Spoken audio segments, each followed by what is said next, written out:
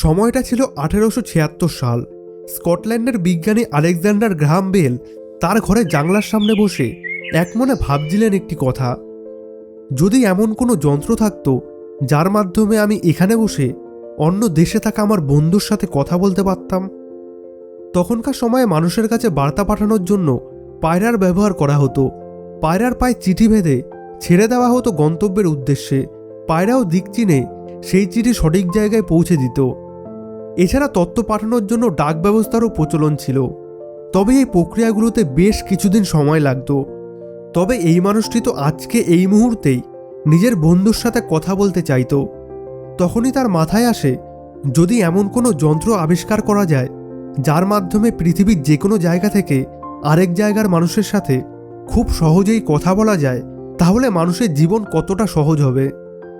সেদিন থেকে এই বিজ্ঞানীটি টেলিফোন নামের একটি যন্ত্রের আবিষ্কারে নেমে গেল। তবে কোনো আবিষ্কারই রাতারাতি সম্ভব হয় না, সেখানে অনেক বিজ্ঞানীদের রাতজাগা পরিশ্রম থাকে। আলেকজান্ডার গ্রাহাম বেল তার ল্যাবে বিভিন্ন বই খুলে দেখতে থাকে এর আগে কেউ এমন যন্ত্র বানানোর চেষ্টা করেছিল কিনা। তিনি দেখেন এর আগে আরও কয়েকজন বিজ্ঞানী এমন যন্ত্র বানানোর চেষ্টা করেছিল যেখানে বৈদ্যুতিক তরঙ্গের মাধ্যমে বার্তা পাঠানো সম্ভব। ইংল্যান্ডের বিজ্ঞানী রবার্ট হুক সর্বপ্রথম এই কাজটি করেন। তিনি একটি তারের দুই দিকে দুটি ধাতব রিসিভার লাগান।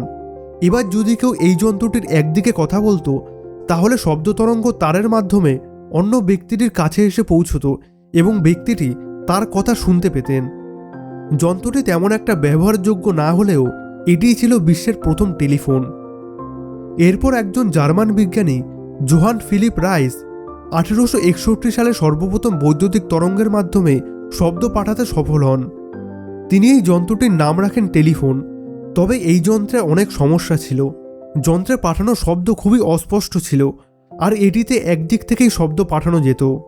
তাই এই যন্ত্রটি মানুষ তেমন একটা পছন্দ করেনি। এই সমস্ত তথ্যের মাধ্যমে তিনি বুঝতে পারেন বিদ্যুতের মাধ্যমে শব্দ তরঙ্গ এক জায়গা থেকে অন্য জায়গায় পাঠানো তো সম্ভব, তবে এই আবিষ্কারটিকে আরও ভালোভাবে মানুষের সামনে কিভাবে আনা যায়, সেদিন থেকেই তিনি লেগে পড়েন কাজে। তবে এই কাজটি করার জন্য তিনি আরেকজন মানুষের সাহায্য নেন, যার নাম ছিল Thomas Watson. Alexander Graham Bell Thomas ওয়াটসনকে তার সিদ্ধান্তের কথা খুলে বলেন এবং থমাস ওয়াটসনও তার সাথে এই যন্ত্র আবিষ্কারের জন্য রাজি হয়ে যান। এরপর দুইজন মিলে শব্দ তরঙ্গকে বিদ্যুতের মাধ্যমে এক জায়গা থেকে অন্য জায়গায় পাঠানোর জন্য বিভিন্ন এক্সপেরিমেন্ট করতে থাকেন। তবে কোনো আবিষ্কারই রাতারাতি সম্ভব হয় না।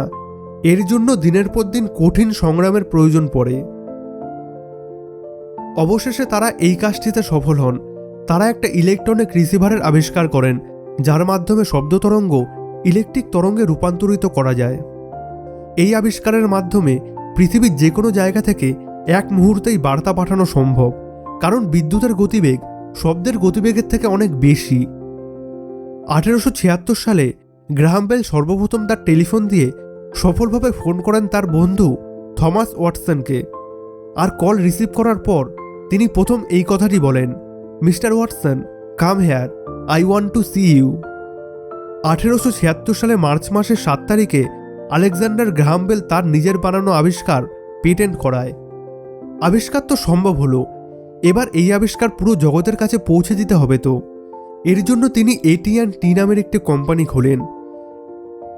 তিনি জায়গায় জায়গায় টেলিফোন এক্সচেঞ্জ কোম্পানি খোলেন। মানুষ তার আবিষ্কার আস্তে আস্তে পছন্দ করতে থাকে, কারণ আগের আবিষ্কৃত টেলিফোনের থেকে গ্রাহাম বেলের আবিষ্কৃত টেলিফোনের কথা আরও স্পষ্ট আর পরিষ্কার শোনাতো। আস্তে আস্তে এই আবিষ্কার মানুষের মধ্যে ছড়িয়ে পড়তে থাকে। তবে এর কিছুদিন পর একজন আমেরিকান বিজ্ঞানী গ্রাহাম বেলের কোম্পানির উপর কেস করে দেয়। তিনি বলে টেলিফোন আসলে তিনি আবিষ্কার করেছিল, আর গ্রাহাম বেল এই আবিষ্কার চুরি করেছে। তবে ইতিমধ্যে গ্রাহাম বেলের আবিষ্কৃত টেলিফোন সারা বিশ্বে ব্যাপকভাবে সাড়া ফেলেছিল। আর যেহেতু গ্রাহাম বেল এই আবিষ্কার আগে পেটেন্ট করায়, তাই সুপ্রিম কোর্ট গ্রাহাম বেলের পক্ষেই রায় দেয়। এরপর গ্রাহাম বেলের টেলিফোন কোম্পানি আস্তে আস্তে সারা বিশ্বে ছড়িয়ে পড়তে থাকে। 1915 সালে প্রথম এক মহাদেশ থেকে অন্য মহাদেশে ফোন করা হয় এই টেলিফোনের মাধ্যমে। ভারতবর্ষে প্রথম টেলিফোন এসেছিল 1882 সালে ব্রিটিশ আমলে। তখনকার সময় শুধু বড়লোকরাই টেলিফোন ব্যবহার করতে পারতেন। ভারতবর্ষের প্রথম টেলিফোন এক্সচেঞ্জ খোলা হয় কলকাতা শহরে। ওরিয়েন্টাল টেলিফোন কোম্পানি লিমিটেড এই টেলিফোন এক্সচেঞ্জ কোম্পানিটি সেট আপ করেন এবং তখনকার সময়ে মাত্র 92 জন লোক এই কোম্পানির মেম্বার ছিল। মানে 1882 সালে কলকাতায় মাত্র 92 জন লোক টেলিফোনের ব্যবহার করত। টেলিফোন আবিষ্কারের ইতিহাসের কথা আপনাদের কেমন লাগলো আমাদের কমেন্ট করে জানান। আর অবশ্যই সাবস্ক্রাইব করুন আমাদের চ্যানেল সেই সময়কে। ধন্যবাদ।